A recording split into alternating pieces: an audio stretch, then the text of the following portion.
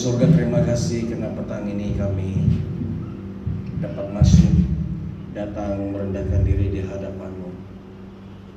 Bapa, bukalah kiranya jalan, buka tabir bagi kami, dan supaya kami boleh sungguh merasakan, mengalami. Karena setiap kali kesempatan kami datang di hadapan Tuhan, itu adalah kesempatan yang terindah.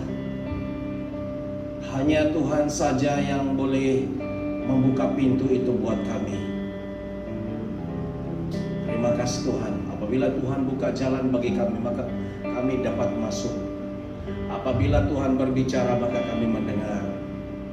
Hanya Engkau Tuhan, kami tahu sungguh sadar akan perkara ini.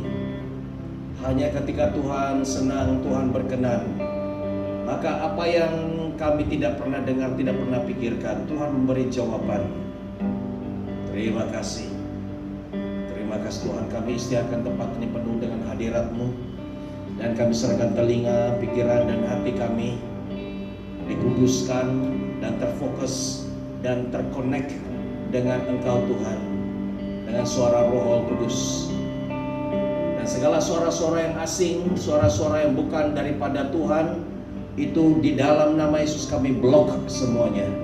Kami blok segala suara-suara daripada roh-roh jahat iblis, pemerintah, penguasa, penghulu roh jahat, itu kami blok dalam nama Yesus.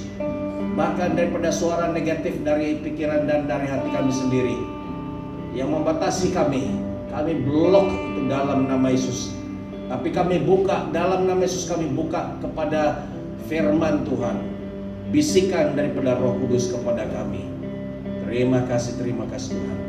Dalam nama Yesus kami berdoa, haleluya. Amin, amin, amin. Oke, puji Tuhan, silakan duduk.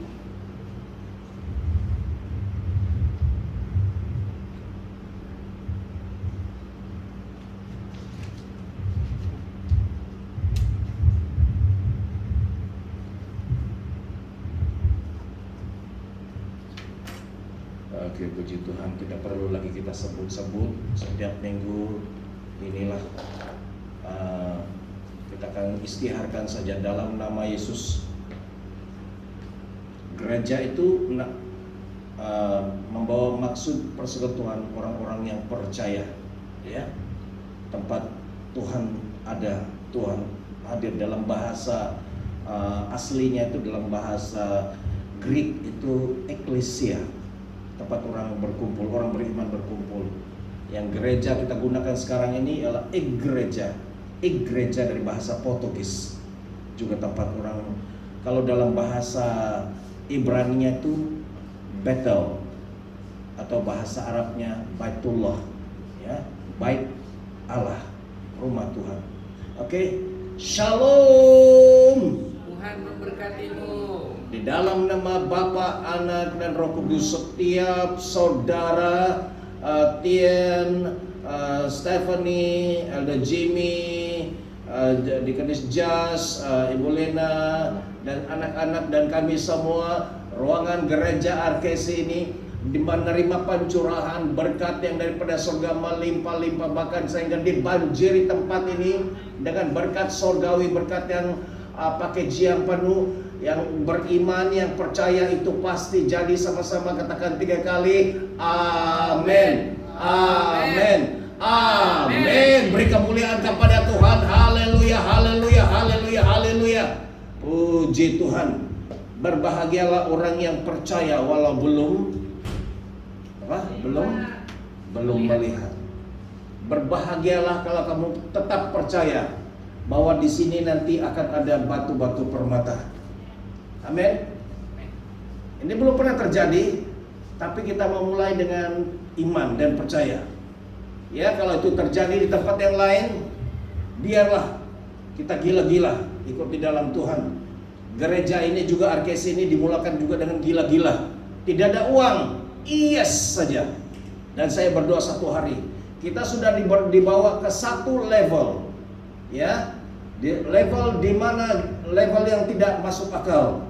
Saya pun sendiri tidak masuk akal, tapi karena Tuhan sudah memberitahukan kepada saya awal-awal dulu bahwa di tempat ini Tuhan akan melakukan banyak perkara yang ajaib, yang tidak pernah dipikirkan, yang kita tidak boleh pahami.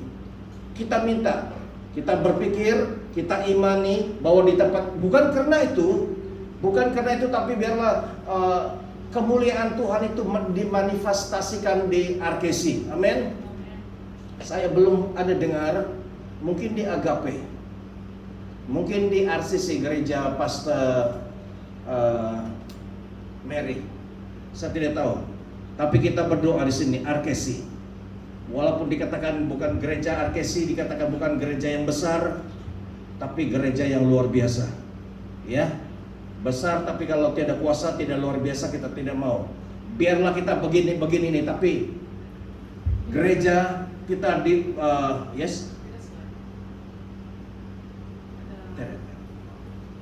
tidak ya.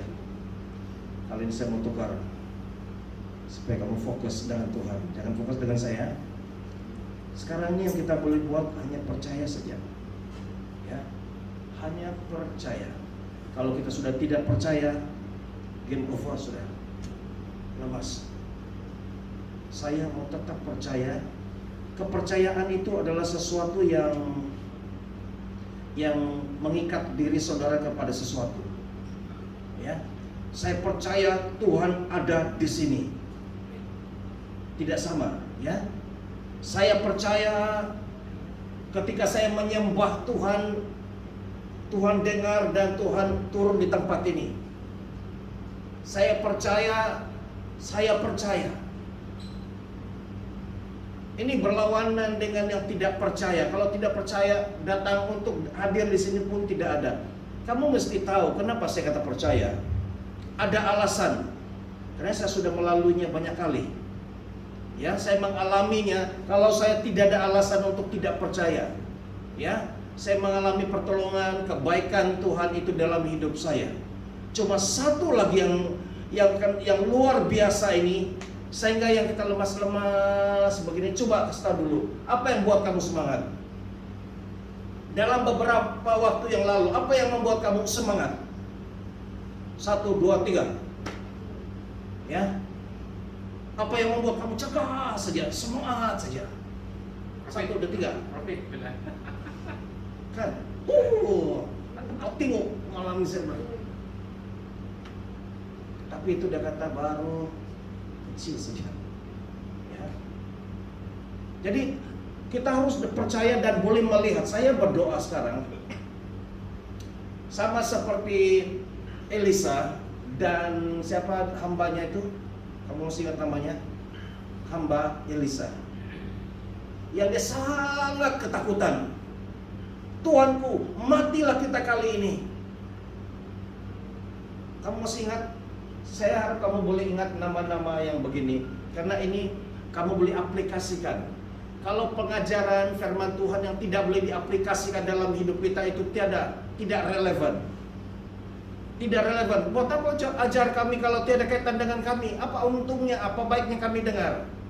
Kenapa? Perlu kamu ingat ini sampai bila-bila kamu ingat. Elisa dan hambanya yang bernama Gehazi. Katakan sama-sama, Gehazi. Kamu tahu kenapa Gehazi? Mata Elisa dan mata Gehazi tidak sama. Ya. Ketika dia menjadi orang yang tidak melihat, dia sangat ketakutan, pikirannya takut mati. Tapi orang yang percaya ini rileks saja. Dia rileks saja. Karena memang pada realitinya askar itu datang mau tangkap dan mau bunuh si Elisa. Karena dia yang selalu kasih bocor. Ketika musuh menyerang Israel, si Elisa tahu, di dalam biliknya dia berdoa, dia tahu rancangan-rancangan. Ini nabi. Luar biasa ini nabi. Dia tahu apa yang akan terjadi, dari mana mereka serang, berapa kali musuh serang Israel, semua kedapatan dan dihalang. Sehingga raja itu marah dengan diantara pegawai-pegawainya. Jangan ada di antara kamu yang bocor rahasia. Dan setelah mengatakan, tidak tuanku. Nabi Elisa itu, dia tahu segala apa yang tuanku rancang di dalam bilik tidur tuanku pun dia tahu. Oleh itu kita pergi cari dia, tangkap orang ini. Yang dia kirim tentara.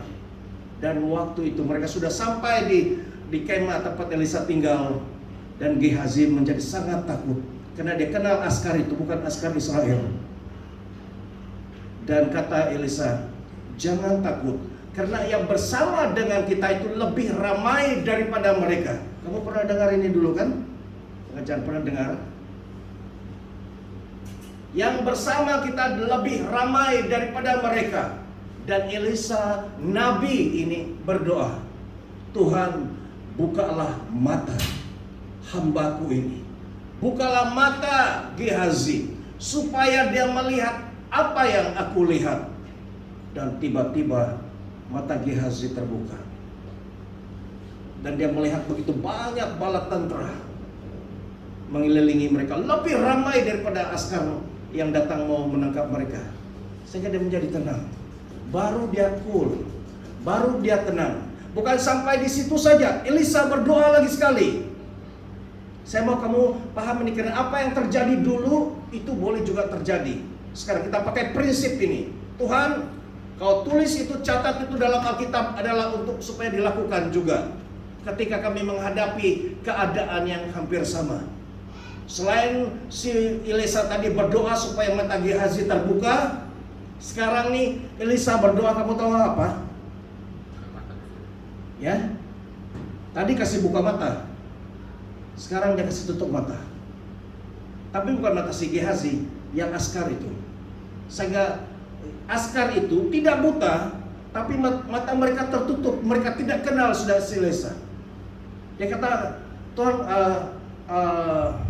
Tuanku mau kemana? Mau cari siapa? Kami mau cari Elisa, nabi yang selalu tahu tentang. Oh, katanya dia tidak ada di sini, dia di kota ini. Mari saya bawa.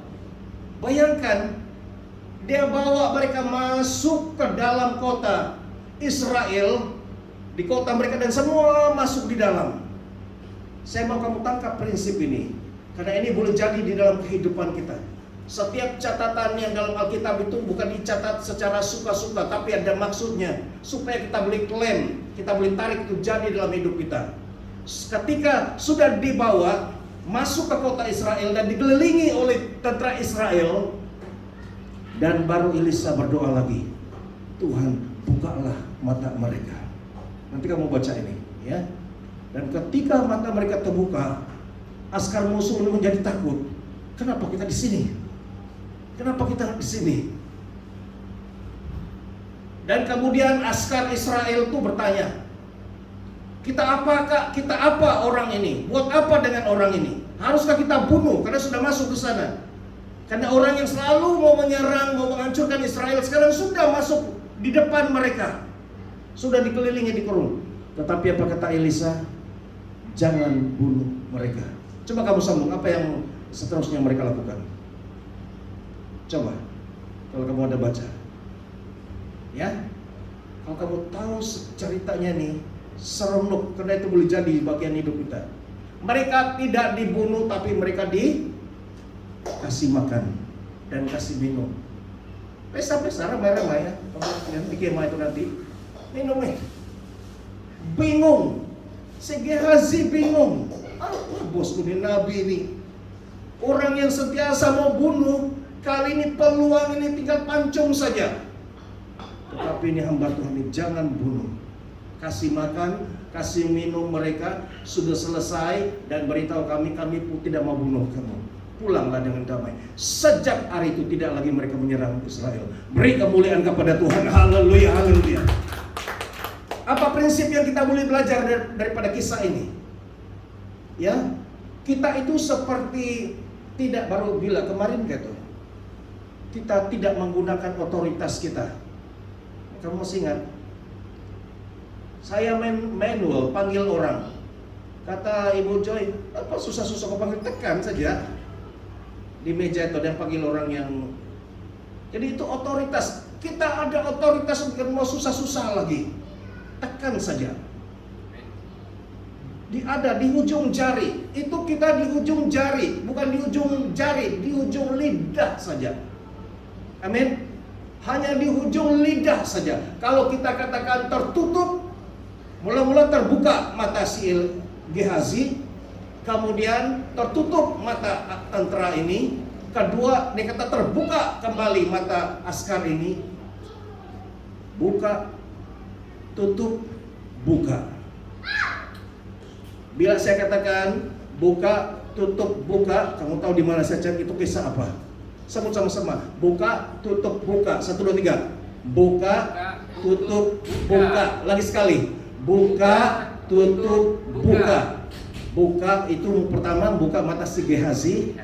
Kedua dia tutup mata askar yang datang. Kedua dia buka lagi sehingga mereka sadar mereka berada di tengah-tengah tentara Israel. Praktekkan ini di dalam apapun, di dalam trading, di dalam kehidupan, ya. Itu sebabnya kita berdoa, Tuhan bukalah mataku supaya saya boleh scan, saya boleh melihat, ya. Pergunakan, kita ini sebenarnya banyak perlengkapan yang Tuhan berikan kepada kita, Pak. Sebagai orang yang dipanggil, dipilih oleh Tuhan, Tuhan sebagai kaki Tuhan, kaki tangan Tuhan, sebagai askar Tuhan. Takkanlah Tuhan tidak kasih kita senjata, apa-apa perlengkapan. Cuma kita tidak tahu. Karena kita tidak tahu. Kalau kita tahu, wah punya bagus. Aku sudah ada si Elder Jimmy, ada tongkat itu. Coba ambil duduk dengan masa dengan Tuhan. Tuhan, saya mau tanya, apa-apa saja bah kegunaan tongkat ini? Banyak. Nanti Tuhan akan beritahu dan kau akan tulis. Tongkat ini bukan hanya kasih pecah tanah saja, tapi dia boleh gunakan ini 2, 3. Kan tanya, yang ada siapa yang ada tali yang cambuk tuh? Oh, itu yang keluar sudah. Siapa dulu yang dikasih Tali bersinar. ya? Tanya juga, Tuhan, tali itu untuk apa itu? Pukul kuda kah? Kasih siksa orang kah? Dan Tuhan akan kasih saut, beritahu kegunaannya 1, 2, 3. Oke? Supaya kita menjadi orang yang tahu segala senjatanya tidak banyak, tapi satu senjata itu kegunaannya banyak. Oke? Mungkin tidak banyak kita angkat, hanya 2 atau 3 menurut kemampuan, menurut kekuatan kita, kepercayaan Tuhan kepada kita. Tetapi satu alat itu, macam pedang yang ada pada saya itu dulu, itu untuk potong perut Leviathan, ya, dan untuk potong besi. Saya belum ada setakat ini yang saya ingat saya potong setan, biasa pakai api. Tapi pedang itu adalah potong besi. Di mana saya potong besi waktu itu? Di sini kah? Yang saya kata besinya, tapi dia sudah dia sudah putus sebenarnya, tapi dia masih bersambung, tinggal dipotong saja. Di mana itu? Semada di sini atau di KL? Ya, apapun dia, ya. Oke, sekarang kita puji Tuhan, kita kembali seperti yang kita umumkan minggu lalu. Hari ini adalah hari yang istimewa, tapi kita rayakan dengan tidak pernah sesederhana begini. Hari jadi di antara kita lagi lebih meriah. Hari jadi si Iling, si Ian, si Princess lagi meriah.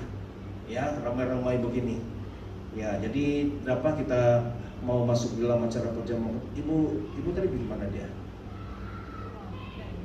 Ya, kita mau masuk dalam acara perjamuan kudus dulu sebelum kita masuk ke acara seterusnya.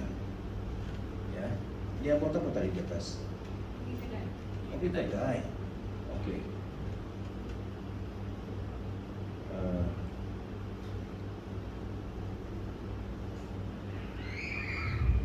Kasih kemudian dulu ya. Oke. Nah, saya mau sekali ini saya kasih ubah lagi. Tidak pakai PowerPoint dan kamu coba fokus. Walaupun kamu tengok saya, jangan tengok saya, tapi lihat kepada apa yang Roh Kudus mau berikan. Saya minta bantu si Jazz untuk kasihkan saya satu airan itulah, ada gelas. Saya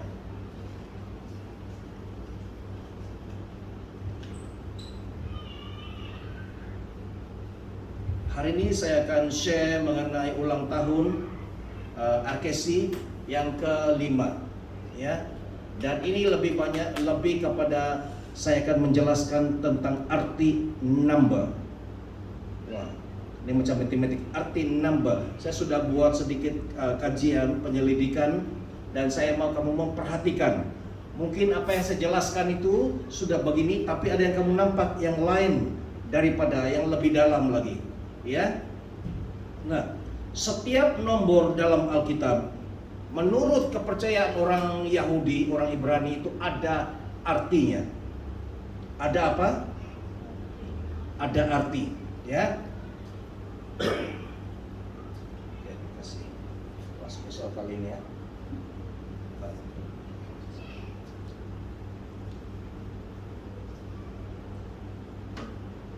Oke, saya minta kita dengar baik-baik.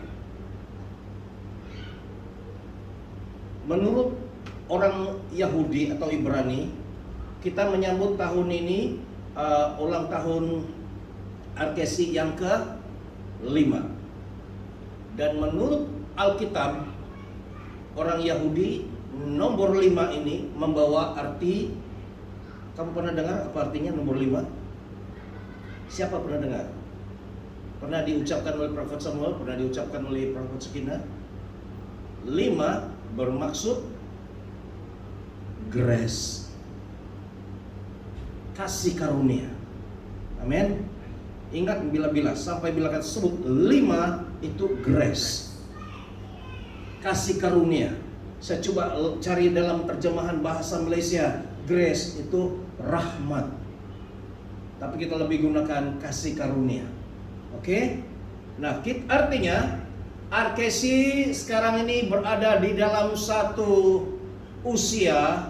Untuk 1 tahun ini kita penuh dengan kasih karunia Tuhan. Saya akan jelaskan lagi lebih dalam apa maksud kasih karunia ini, ya. Keadaan di dalam kasih karunia ini adalah seperti di mana sama, yang hampir sama dengan grace atau kasih karunia ini ialah kata yang dekat dengan grace ialah favor. Kamu tahu favor? Perkenanan. Sangat penting. Saya mau kamu tangkap, faham ini. Dalam 1 tahun ini Arkesi, kalau kita yang berada di Arkesi, bahwa kita berada di bulan grace, kasih karunia, perkenanan. Kamu tahu dalam tempo waktu ini pergunakanlah itu seolah-olah dalam satu keadaan yang perayaan di mana yang ada diskon, ya, yang senang, yang mudah. Oke, di sini saya tulis di sini tentang mercy, belas kasihan, kebaikan, ada kesempatan, opportunity, ada berkat, ada kecantikan, ada kemuliaan, kekayaan, ada kelas, ada dignity atau marwah, sesuatu yang majestic, yang megah, sesuatu yang elegance, sesuatu yang anggun. Maksud daripada grace ini, saya lihat dalam Efesus 2 pasal 2 ayat 8, sebab karena kasih karunia kamu diselamatkan oleh iman, bukan hasil usahamu. Sebab karena kasih karunia kamu diselamatkan, bukan karena usaha. Karena kasih karunia kamu diberkati. Karena kasih karunia kamu dilepaskan. Karena kasih karunia, apa saja keadaanmu, keadaan saya dan keadaan kita semua, karena kasih karunia Tuhan, kau diberkati, kau dilepaskan, kau usahamu diberkati. Semua itu bukan karena usahamu. Sekarang kita pegang firman Tuhan ini erat-erat. Tulis itu di loh hati kita, kepingan hati kita ini. Karena iman, karena percaya saja. Karena, saat nanti saya akan jelaskan bagaimana kita boleh mendapat kasih karunia Tuhan. Karena kasih karunia Tuhan kita diselamatkan, kita diberkati, kita menjadi kaya, kita menjadi sehat, kita menjadi pintar, kita menjadi bersemangat karena kasih karunia Tuhan. Dia katakan itu bukan karena hasil usahamu, karena kasih karunia. Dan bagaimana kita mau mendapat kasih karunia itu? Satu, bagaimana mendapat kasih karunia atau grace itu ialah orang yang mengasihi Tuhan. Do you love God? Itu kata Tuhan Yesus kepada Petrus. Petrus, adakah engkau mengasihi aku? Iya, katanya. Tuhan tahu. Yang kedua kali dia ucapkan, Petrus, adakah engkau mengasihi aku? Dia jawab sama. Dan yang ketiga, kenapa? Pernahkah di dalam Alkitab Yesus bertanya sampai 3 kali selain daripada ini? Coba. Pernahkah Tuhan Yesus bertanya sampai 3 kali? Bodoh sangat kasih Petrus itu. Kenapa dia tanya sampai 3 kali? Ada penekanan. Seolah-olah Tuhan Yesus tidak puas hati dengan jawaban yang pertama. Petrus tidak paham. Dia cakap saja, tapi dia tidak paham. Kedua kali, sampai ketiga kali, sampai si Petrus pun tidak tahu mau jawab apa sudah. Tuhan, kau saja yang tahu. Saya mengasihi engkau. Dan katanya, gembalakanlah domba-dombaku. Itu sebabnya hanya orang yang mengasihi Tuhan. Kalau kau mengasihi Tuhan dan disertai dengan tindakan, kamu layak mendapat kasih karunia Tuhan.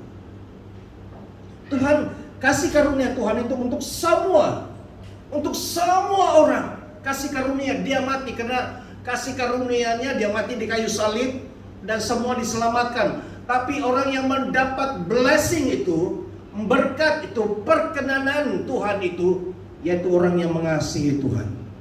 Itu sebabnya firman Tuhan mengatakan, kasihilah Tuhan Allahmu dengan satu, segenap hati,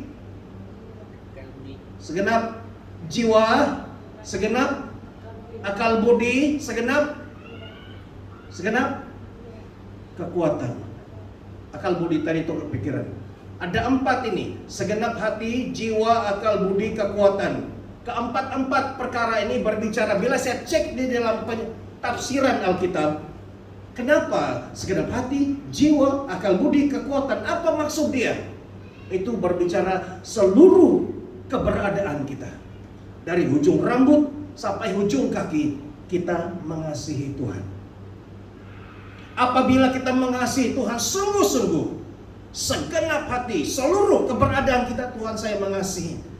Kalau kau tidak ada Tuhan dalam hidupku, saya habis. Seluruhnya saya serahkan, seluruhnya kasihku kepadamu. Dan apa kata Tuhan? Kau layak menerima perkenanan, dan kamu itu dekat di hatiku. Ya. Nah, sekarang saya mau tanya kamu, saya mau kamu berpikir, apa ciri-ciri orang yang berkenan di hati kamu? Tidak semestinya itu kamu punya suami atau apa, tapi orang yang menyentuh, yang kamu buat hati kamu senang dengan orang itu.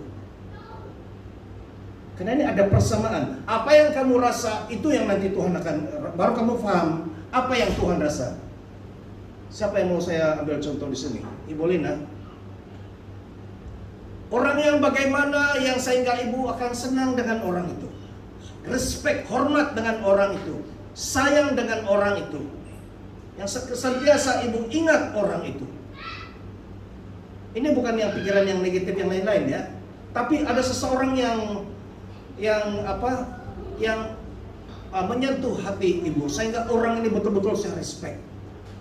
Orang ini patut saya senantiasa doakan. Orang yang bagaimana itu Bu? Satu,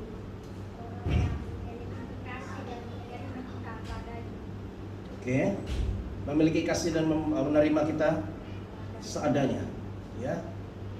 Kamu coba bayangkan, kalau kamu paham ini, kamu pahamlah hati Tuhan terhadap kita. Bagaimana supaya kita itu mendekat di hati Tuhan sama seperti Daud? Satu saja, Kalau kita boleh menjadi seperti Daud, dekat di hati Tuhan, solve problem. Apapun keadaanmu, keadaan si Daud itu lebih teruk daripada saya. Sampai ambil bini orang, bunuh laki orang. Saya adalah sejahat. Tapi kenapa dia tetap juga dipanggil berkenan di hati Tuhan, dekat di hati Tuhan? Karena si Daud hatinya, dia sepatutnya boleh bunuh saudara Raja Saul. Tinggal dia bunuh saja, tapi dia tidak bunuh. Walaupun orang kejar-kejar mau bunuh dia. Satu, Daud ini kesukaannya ialah menyembah Tuhan sahaja. Kenapa? Karena di surga sudah tidak ada yang menyembah lagi. Si Lucifer sudah kena buang. Tuhan ini suka ada penyembahan. Dan si Daud ini selalu dia menyembah Tuhan dengan segenap hatinya. Dia bukan yang suka-suka menyembah. Dia tahu dia menyembah karena dia tahu dia seorang yang tidak punya apa-apa. Dia, kamu tahu kan, saya pun baru diberitahu oleh Prophet Samuel bahwa rupanya Daud ini anak luar nikah. Mereka ada yang buat kajian. Itu dia selalu di padang saja, jaga domba yang berapa, 2 ekor kan tuh, tidak banyak pun. Dia selalu yang sampai sehingga ketika dipanggil si Samuel datang untuk mau tuang minyak, dia tidak kena panggil, tahu. Sedangkan usianya waktu itu tidak juga terlampau kecil lah, dia agak remaja juga. Ya, mungkin dalam 16, 17, 15 begitu, tapi itu pun umur sudah cukup tinggi. Waktu mau dituang, dia tidak dikira dalam anak siapa nama bapaknya itu? Ya, Usai. Siapa nama bapak Daud? Ya, come on.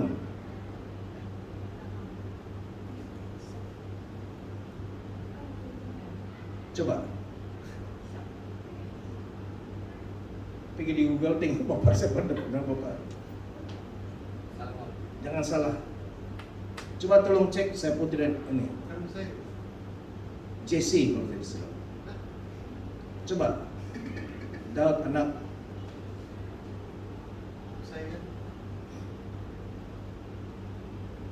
siapakah nama bapak?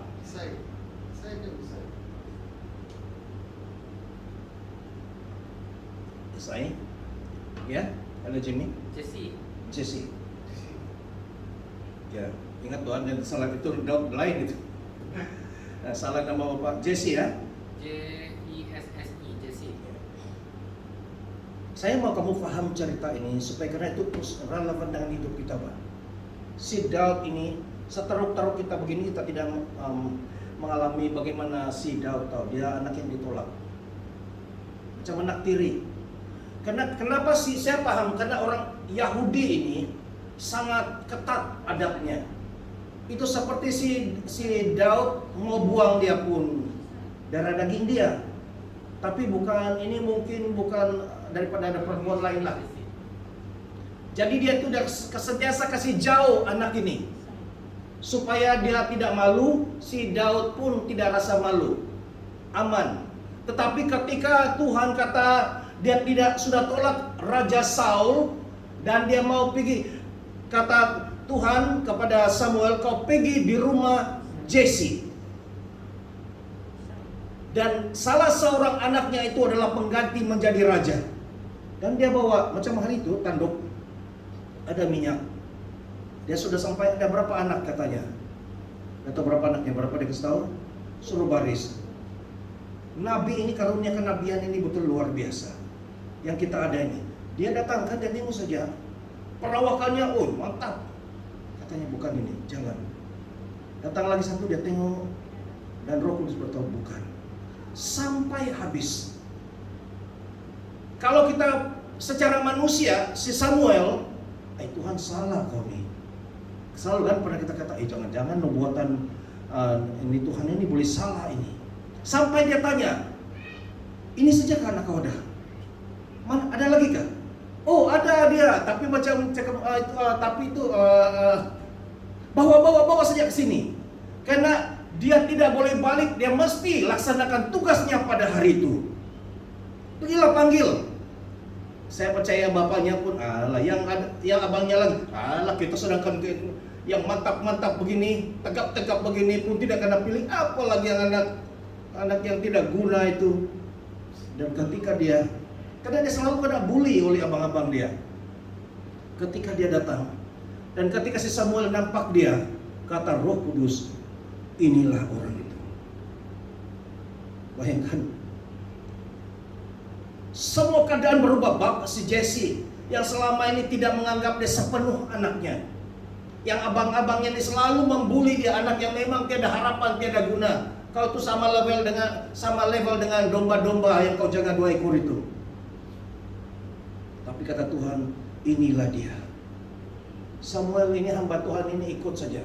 Dia tidak dipengaruhi oleh pikiran si Jesse, tidak dipengaruhi oleh pikiran abang-abang si Daud, dan dia laksanakan, dan dia tuang. Sama seperti dia tuang kepala si Tian yang paling lasar itu. Feelingnya bagaimana karena tuang minyak semua kamu, dan dia tuang. Hanya dengan tuang. Waktu saya dituang itu, terus mata saya karena dia masuk, bukan saja pedih, kabur. Dan bercerita-cerita, saya tidak boleh lap tuh karena dia minyak kan, mesti mau pergi di air cuci. Jadi saya berceritalah dengan iman, mata yang kabur-kabur. Karena dia masuk di mata saya dua-dua, kabur, ada asap. Karena minyak tuh masuk di mata. Tahan sajalah. Nah, ini yang kalau Tuhan yang sudah pilih, ada perkenanannya, dia tidak peduli. Sekarang ini pun, ketika selama ini saya pikir itu andaian-andaian saya saja bahwa pastor-pastor di JB ini tolak saya, tidak boleh terima saya. Mungkinlah saya kata, tapi saya tidak pernah dengar mereka cakap sendiri. Tapi ketika kawan saya Pastor Jalung katakan, benar, dia kata, karena dia salah seorang pemimpin, benar, kebanyakan gereja-gereja di JB masih tidak boleh terima pastor. Terus saya terkilan. Ini pastor-pastor ini, mereka tidak, kalau kawan-kawan boleh, tapi kalau untuk pastor melayani, mereka tidak, belum lagi lah tidak terima. Mereka semua tidak cakap di depan saya, ayo apa kabar pastor gitu. Tapi rupanya dalam hati saya, begini pula selama ini tanggapan kamu terhadap saya. Ya, patutlah ada yang jumpa dulu, kau masih hidup lagi? Kenapa? Kau masih dicongor lagi? Yalah, aku masih di sini. Rupa-rupanya itulah peribahasa mereka. Tapi saya puji Tuhan, saya sudah dilepaskan, dibebaskan. Itu yang saya tidak mau terpengaruh dengan mereka sekarang. Saya mau fokus saja lakukan apa yang Tuhan mau lakukan. Oke, dan yang seterusnya sudah dijelaskan tadi bagaimana mendapat kasih karunia itu, yaitu satu, mengasihi Tuhan, ya. Kedua, mencari Tuhan.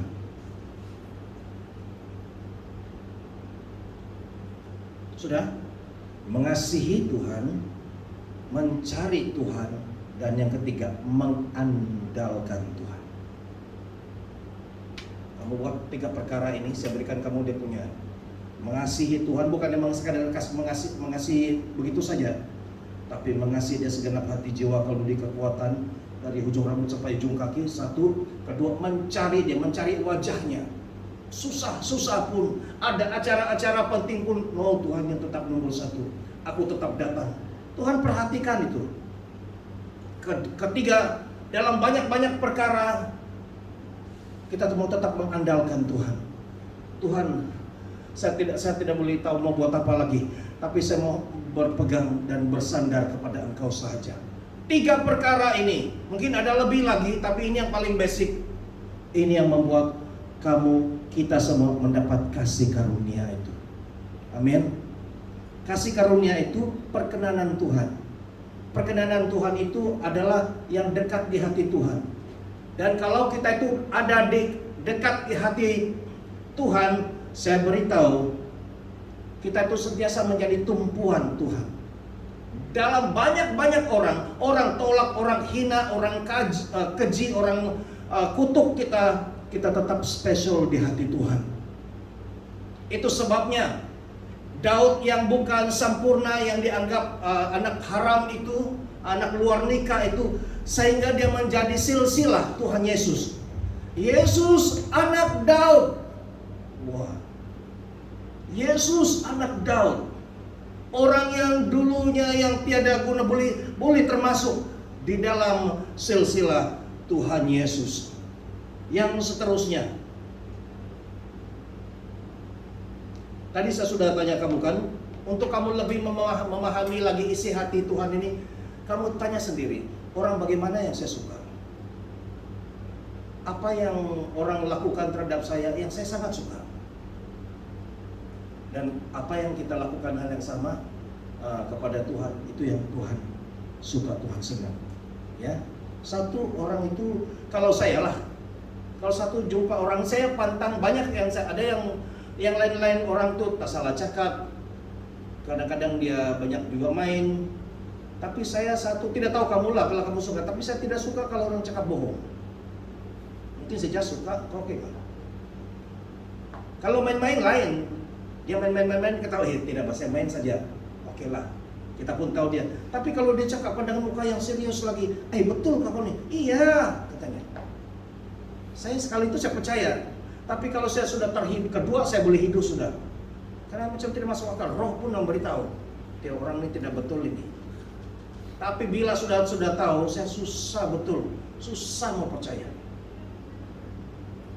Ya, biarlah orang itu mungkin tidak terlampau pintar, mungkin orang itu tidak ada duit, tapi dia jujur, dia ikhlas. Itu yang saya lebih respect lagi. Daripada orang yang punyalah hebat luar biasa, tapi cakapnya besar, tapi banyak bohong. Saya langsung tidak ada harga sudah itu. Ya, saya itu pendirian saya itu masuk bakul sampah saja, betul. 11 dia cakap, 12 tidak betul. Oke, jadi kalau lain kali kalau kamu main-main dengan saya, main-main, tapi jangan, tolonglah, janganlah kamu kelintong saya. Nah, karena itu pernah terjadi juga dalam tim ini. Saya bukan main-main, terjadi di dalam tim kita. Saya susah. Bagaimana satu tim, bagaimana satu pelayanan, kalau pastor pun dia kasih bohong mentah-mentah. Aduh, betul kan? Iya lagi dia kata. Minta maaf lah yang bagian ini, tapi saya kena beritahu supaya kamu kenal saya kan. Saya pun mau kenal juga apa yang kamu tidak suka, supaya saya jangan buat. Hati-hati. Saya tahu kalau main. Saya tahu. Saya ini pandai baca Jawi. Saya ikut dari darjah 1 sampai darjah 6. Belajar Jawi. Saya kena kelentong. Itu tulisannya itu, dia kata. Iya kah? Iya. Aku tahu tulisan itu. Surau. Sinwauraha. Lalu dia kelentong dengan aku. Baiklah. Sekali saya sudah tahu begitu kan. Ini soal hati, Pak. Tidak ada orang yang mau dibodoh-bodoh secara rela. Bodoh lah itu orang itu. Adalah. Saya tidak mau merelakan diri saya dibodoh-bodoh. Kalau saya tidak tahu, iyalah. Tapi kalau saya tahu dia cakap tidak betul kan, saya pun iya kah? 2 kali 5 lah bodoh. Dan saya tidak mau dipanggil bodoh. Saya orang yang pintar. Oke, itu cerita yang lain. Tapi ini Tuhan juga tidak mau. Jangan sekali-kali kita kelintong dengan Tuhan. Kamu tak kelintong. Jangan kamu cakap-cakap bodoh dengan apa ini yang menipu dengan Tuhan. Siap. Oke, dan sekarang saya mau jelaskan sebelum kita akhir maksud number tadi. Oke, saya sudah buat sedikit study dan saya mau kamu dengar baik-baik. Oke, pada hari ini adalah ulang tahun RKC. Sebenarnya dia itu berapa hari bulan, tapi kita buat hari ini. Jadi saya kira hari ini 14 hari bulan 8, 20, 22. Saya akan jelaskan semua nomor ini. Kamu dengar baik-baik. Simple, tidak susah. 14 hari ini menurut Alkitab, dia berbicara nomor ini adalah nomor malaikat. 14. Kalau kamu tidur, mimpi, nampak nomor 14, menurut tafsiran itu, kajian yang saya buat, kalau kamu mimpi kamu nampak nomor 14, artinya Tuhan malaikat sedang mau memberitahukan sesuatu kepada kamu. Ya. Malaikat sedang mau menyampaikan, mau berbicara, mau menyampaikan message, yaitu malaikat itu mengasihi dan memperhatikan dan mau menolong kamu. Nomor 14. Jarang juga kita mimpi nomor 14 kan? Tapi kalau nanti kamu dalam mimpi kamu nampak 14. Apa? 14? Maksudnya ini, Tuhan sedang mau berkomunikasi dengan kamu. Oke? Yang kedua, 14 hari bulan 8. 8 itu dalam orang Ibrani, 8 adalah new order. Permulaan, in the beginning, pada awalnya, pada mulanya, ya, penciptaan ataupun lahir baru. Segala sesuatu yang start, yang mulai lagi yang baru, itu nomor 8. Ya, sama ada itu sebut karena sebutan bahasa mereka. Kayak nomor 8 adalah permulaan atau lahir baru atau penciptaan. Apa saja dalam hidup kita yang kita mulai kerja, mulai hidup baru, macam step, mulai lagi hidup yang baru di bulan 8, ya. Nah, nomor 8 lagi, 8 kalau orang Cina dia suka nomor yang bagus ini, 888. Pernah apakah? Itu dalam orang Yahudi itu adalah nomor nama Yesus. Saya tidak tahu bagaimana mereka berpinjam-pinjam ini. Itu adalah nomor Yesus. Ya. Menurut tulisan bahasa mereka 888 nomornya, apabila mereka campur itu semua, nama Yesus itu dalam bahasa Greek itu adalah 888. Oke, itu kepercayaan kita ya. Oke. Dan 8 juga berbicara mengenai kebangkitan dari kematian. Ini bukan bangkit daripada kau baring atau kau duduk kan. Ini kebangkitan daripada kematian. Dan step juga berada di sini. Dalam 1 bulan ini kau klaim, Tuhan, ini adalah bulan permulaan. Ini adalah bulan kebangkitan. Dan ini adalah nomor bulan 8 ini adalah nomor Yesus. Yesus, saya mau bangkit bersama kebangkitan Tuhan Yesus. Amin. Nah, sekarang kita masuk tadi 14 hari bulan 8, sekarang 22. Angka ini 22 ini menurut orang Yahudi adalah nomor malaikat. Nomor apa tadi? 22. Nomor malaikat. Saya jelaskan di sini. 20. Di sini dia katakan kamu akan menjadi kagum dan bersyukur karena ada pimpinan dan perlindungan dari malaikat penjagamu. 20. Sebelum 22, 20 atau 2000 itu kamu akan merasa mengalami satu sukacita, kegembiraan karena kamu mendapat perlindungan, pimpinan dan perlindungan daripada malaikat. Tadi kan nomor malaikat. Ya, sedang memimpin. Malaikat ada bersama step. Ya, selalu. Good morning Angel, how are you? Beri dia, kamu ucap macam gila lah nanti si Eden pun, weh mami. Kemudian kita ini dengan iman, diorang ada, cuma kita tidak nampak. Kau hanya beri salam saja. Good morning Angel. Begitu saja. Satu hari diorang nampakkan kepada kau jangan lari. Ya.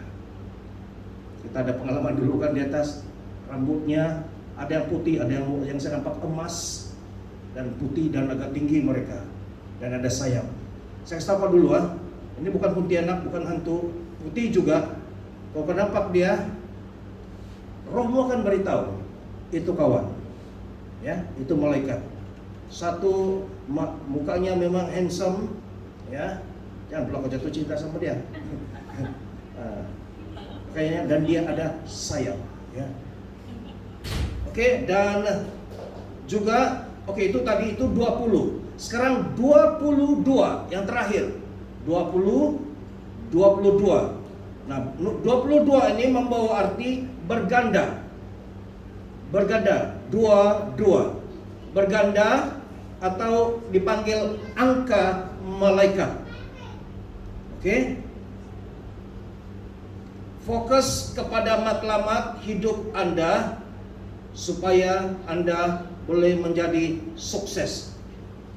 Karena angka ganda ini juga boleh menjadi dua jalan.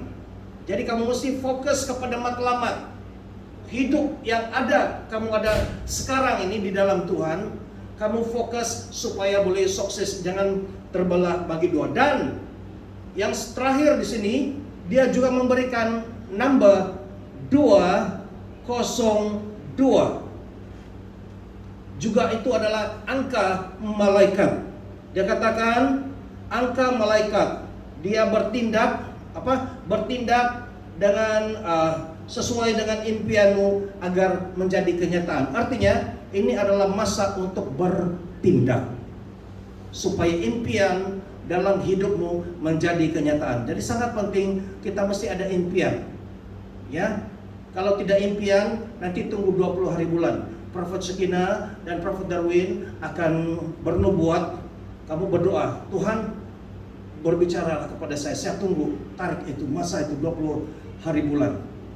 Dan ketika kalau kamu meminta, kamu mengekspektasi, Tuhan akan memberitahu, ya. Dan agar engkau boleh melalui cabaran hidup saat ini, malaikat penjagamu akan menguatkan engkau. Nomor 202 itu juga di mana malaikat akan memberi kekuatan kepada kamu menghadapi cabaran-cabaran yang kamu hadapi sekarang ini. Boleh tangkap sudah? Kali ini lain sedikit si pastor punya khotbah ini. Number, tapi mempunyai arti, ya, punya maksud yang tersendiri. Mari kita tunduk kepala. Bapa di surga, terima kasih karena kami sudah belajar pada hari Tuhan sempena ulang tahun RKC yang kelima, Grace, kasih karunia. Kalau menurut ulang tahun RKC kami berada dalam kasih karunia. Tapi kalau menurut di dalam bulan ini, bulan 8 ini adalah bulan untuk kami mau bertindak. Tuhan, kami berdoa supaya RKC bergerak sesuai dengan timing Tuhan, bergerak sesuai dengan kehendak dan waktunya Tuhan. Terima kasih. Dan biarlah apa yang didengar oleh anak-anak Tuhan, hamba-hamba Tuhan di sini, itu akan melekat. Saya katakan dalam nama Yesus, itu melekat. Dan biarlah Roh Kudus akan memberi rema, akan menjelaskan lebih dalam lagi, supaya ketika mereka pulang, Roh Kudus terus berbicara, menjelaskan lebih dalam maksud daripada nombor-nombor ini, simbol-simbol ini. Terima kasih Tuhan. Dalam nama Yesus kami berdoa. Haleluya. Amin, amin. Oke, Ibu Joy sudah ada kan tadi? Oke, panggil dia, kita mau beri penghormatan kepada Tien dan Elder Jimmy untuk serve Holy Communion.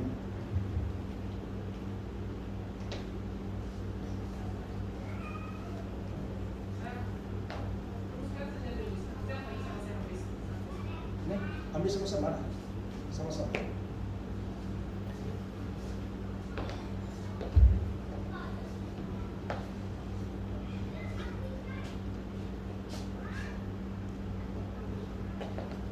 Kita edarkan dulu, dapat semua.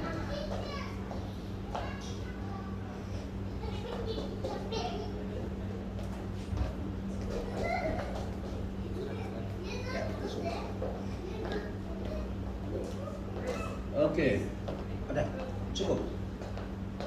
Ada Jimmy? Kurang 1 gelas. Masih just.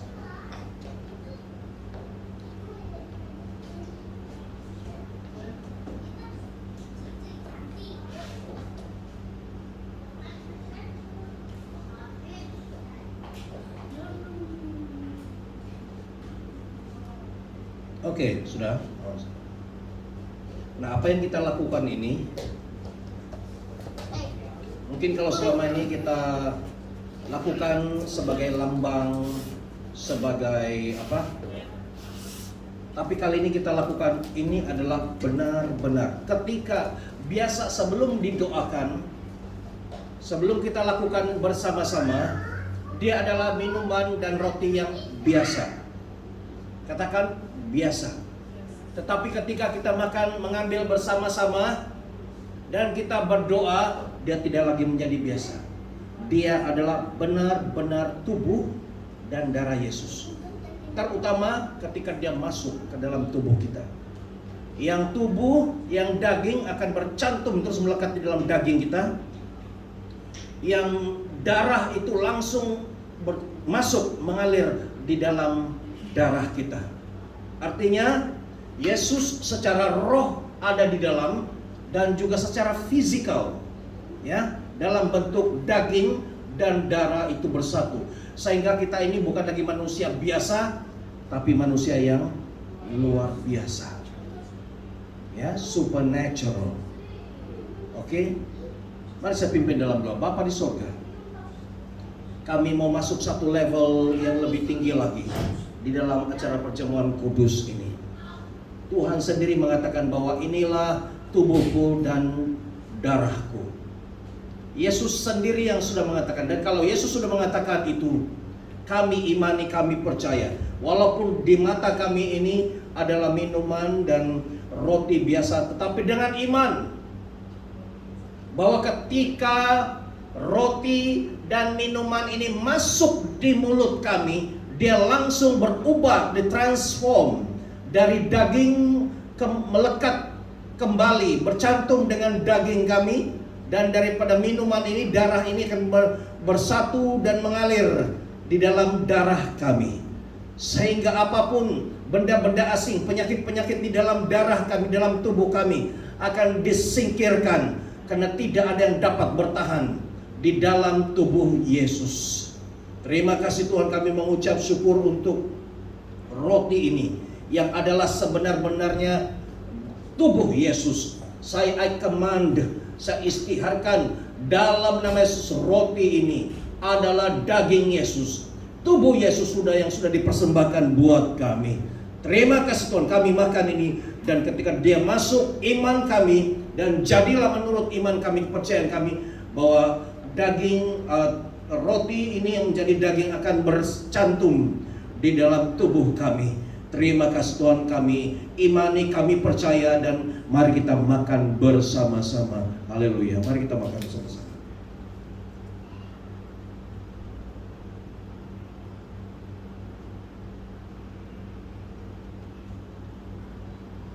Demikian juga minuman ini, ketika dia masuk di dalam perut kita, dia akan berubah, bercantum langsung kembali ke tempatnya, yaitu mengalir di dalam darah kita. Darah dia mencucikan darah kita, dia akan memberikan hidup yang baru di dalam darah kita. Tuhan, inilah darah-Mu, kami meminumnya, sehingga kami akan mengalami, oh haleluya, hidup kami ditransformasi. Darah ini akan mengalir ke seluruh tubuh kami, ke dalam urat dan saraf kami, sehingga memberikan kami, menjadikan kami manusia yang baru, pikiran yang baru, pandangan yang baru, sikap yang baru, hati yang baru. Dalam nama Yesus kami minum darah Yesus ini. Mari kita minum bersama-sama.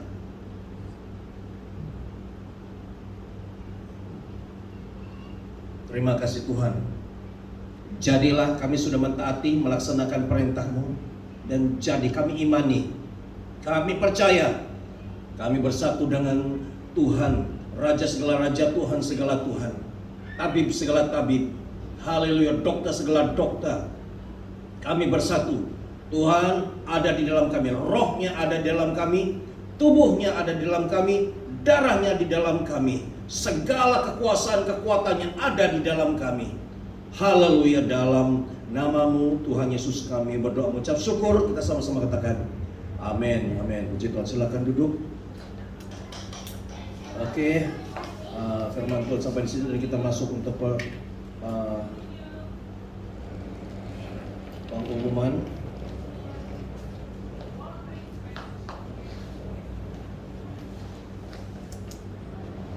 Oke, simpel saja. Lepas ini nanti kita ada jamuan besar-besaran untuk grup kita lah. Banyak juga itu. Ya. Haleluya. Dan apapun kita tetap mengucap syukur, boleh sampai 5 tahun juga. Saya kira 6 tahun sudah. Tapi baru 5 tahun. Oke, kita akan menjalankan kutipan persembahan, tapi sebelum itu kita berdoa dulu.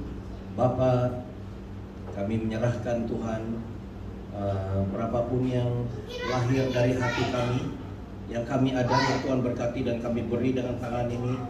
Tuhan, kami yang sudah mengambil perjamuan kudus tadi, itu Tuhan kami berikan, maka Tuhan akan mentransformasi, mengubah jumlah 5 roti 2 ekor ikan itu. Tuhan memberkati menjadi cukup makan bagi 15.000 orang. Terima kasih Tuhan. Kami mengekspektasi mujizat, perkara-perkara yang ajaib, yang tidak masuk akal, yang luar biasa terjadi di RKC, di dalam hidup pribadi kami, keluarga kami, di dalam pekerjaan bisnis kami, semua dalam pelayanan. Terima kasih, dalam nama Yesus kami berdoa. Haleluya. Amin, amin, amin. Oke. Dan untuk pengumuman, beberapa pengumuman kami sudah bermesyuarat kemarin. Ada beberapa yang diputuskan. Setiap Jumat pagi kita ada doa, ya, itu sesuatu yang harus, tidak boleh tidak, jam 6 hingga jam 7. Oke.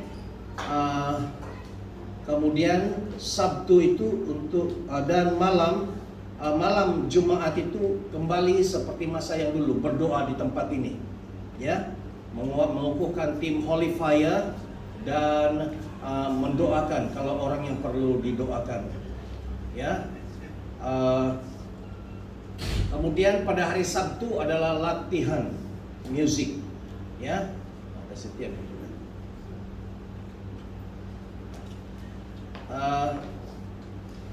Oke, dan untuk pengumuman yang lain, kita telah menetapkan kita akan mengadakan retreat. Gila itu. Bulan depan. 2 hari bulan dan 3 hari bulan. Saya harap step masih di Johor lagi. Ya, kita akan retreat di apa nama tempat itu? Putri Tanjung Putri kah, di mana? Di 234. 234. Friday, Saturday, Sunday. Ya, itu cuti sekolah dan kita ambil masa retreat, ya. Semua jemaat RKC kita pergi di sana. Ya, ya. Oke, nanti kita akan buat risalah. Dan tempat itu oke, sesuai untuk anak-anak, untuk kita semua. Jadi kami pernah buat dulu sekali retreat kita. Tujuannya, matlamatnya ialah untuk merapatkan kekeluargaan kita, hubungan silaturahim. Kita mau mengenali lebih dalam lagi tentang siapa sebenarnya asal usul STEM. Contohlah, jadi mulai waktu itulah kamu boleh perkenalkan, ya, status. Kita mau kenal siapa sebenarnya Ibu Lena. Tahulah apa yang kamu patut mau ceritalah. Ya, jadi kita tahu, itulah kata orang, tak kenal maka tak sayang. Sudah kenal kita sayang, dan supaya adalah lebih mudah berdoa untuk orang yang kita sayang. Coba kamu berdoa untuk orang yang kamu tidak suka, kamu benci, kan? Yang bikin jengkelkan hati kamu, berdoa pun tidak sungguh-sungguh. Tapi kalau kamu mengasihi orang itu, kamu kenal orang itu, kamu boleh sampai menangis, tahu. Tolonglah dia Tuhan, tolong sekian dalam beberapa hari ini, kasihan ya Tuhan. Si Nolin tidak ada, si Paul tidak ada. Ya, boleh juga kamu pergi lawat-lawat kau di sana. Contohlah. Oke, nanti waktu itu. Nah, yang lain, yang next itu 20 hari bulan itu kena hari Sabtu, minggu depan. Jam 10 pagi kita akan ada KKR dan 2 pengkhotbahnya. Prophet Darwin dan Prophet Shekina. Orang biasa satu KKA itu satu orang saja. Tapi karena kita sudah biasa pagi hari Selasa kedua khotbah, Prophet Darwin akan khotbah 30 menit dan Prophet Shekina akan khotbah 30 menit. Mungkin kurang lagi lah. Tapi nanti ada masa bernubuat. Dan itu kita anggarkan tidak ramai, hanya 50 orang, sekitar lebih kurang 50 orang. Kenapa 50 orang sahaja? Supaya dia boleh bernubuat untuk satu per satu. Oke, 20 hari bulan. Saya pikir untuk ini itu saja. Ada lagi yang GAPM punya, tapi nanti akan dimasukkan lah ke dalam di post ke dalam grup kita. Dan jangan lupa Selasa nanti, kita ada doa pagi jam 5:30 dan pengkhotbahnya ialah sebenarnya giliran saya. Tapi saya berikan kepada kepada Prophet Darwin, yaitu Pastor Jason. Karena Prophet Darwin katakan adiknya ini, Pastor Jason ini juga seorang nabi, juga dia bernubuat. Oke? Jadi walaupun dia belum join GAPM, tapi kita mau melibatkan dia dan dia dengan senang hati untuk mau bersama-sama dengan GAPM. Simpan Tuhan, berbicaralah kepadaku pada hari Selasa ini Tuhan. Berbicaralah. Dan kalau kamu boleh beritahu apa yang kamu mau tahu, ya silakan beritahu. Saya mau tahu apa kehendak Tuhan tentang perkara ini. Sama ada saya pindah rumah atau tidak, tapi bolehnya jangan lagi lah. Baru pindahkan, jadi itu memang itu kehendak Tuhan itu sana. Ya, untuk Tian, untuk Step, untuk Elder Jimmy, ya, untuk saya, mari kita mempersiapkan hati kita untuk mau memberi ruang untuk Tuhan berbicara. Oke, saya pikir sampai di sini. Oh ya, satu lagi, terima kasih kepada Ibu Lena yang sudah memperkenalkan gereja Pastor Tewaseng, di mana setiap hari Sabtu jam 3 mereka ada sekolah minggu, Sunday School. Dan kami sudah mulai kemarin, tapi itu hanya untuk anak-anak yang berumur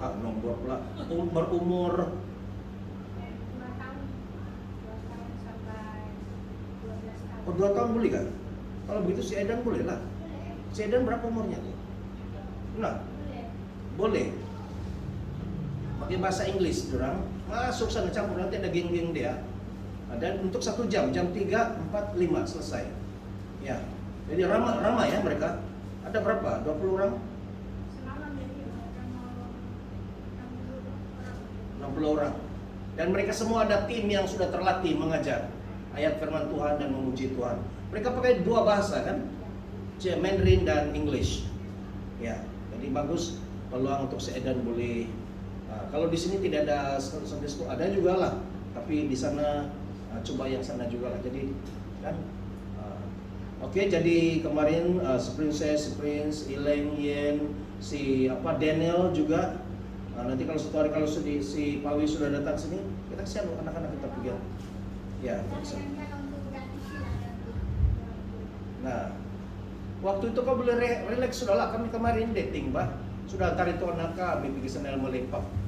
Dengan Elder Jimmy, Sejak, saya dan Ibu Joy di nama tempat itu, kedai kopi yang bau kopi, masuk saja bau kopi itu.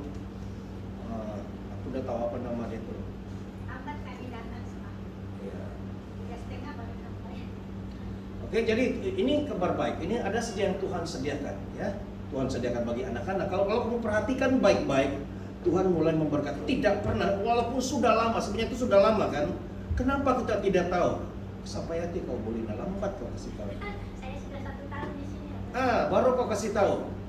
Nah, jadi karena kasihan anak-anak kita terbiar, Pak, tidak ada mendapat ada kawan baru mereka pun belajar ayat firman Tuhan dalam bahasa Inggris lagi. Ya. Jadi kalau hari Minggu mereka belajar yang biasa, tapi di sana cukup 2 jam kan? 2 jam dan mereka belajar setiap minggu sedikit-sedikit. Gerejanya besar. Princess kata, why? Dia bilang, gereja itu di dalam besar, saya tengok dari luar kecil. Dia bilang, wah, itulah kan dia punya setting. Jadi oke, itu dan Boleh juga kita perkenalkan kepada jemaat AKC yang lain. Satu cara Tuhan memberkati anak-anak. Satu hari nanti kalau ada youth, Tuhan memberkati youth kita dan juga memberkati kita semua. Ingat, Tuhan memberkati kita bukan hanya memberkati 1, 2 kesehatan dan uang saja, tapi Tuhan memberkati dengan package yang penuh. Ya, kamu tahu package yang penuh, semua aspek dalam kehidupan kita.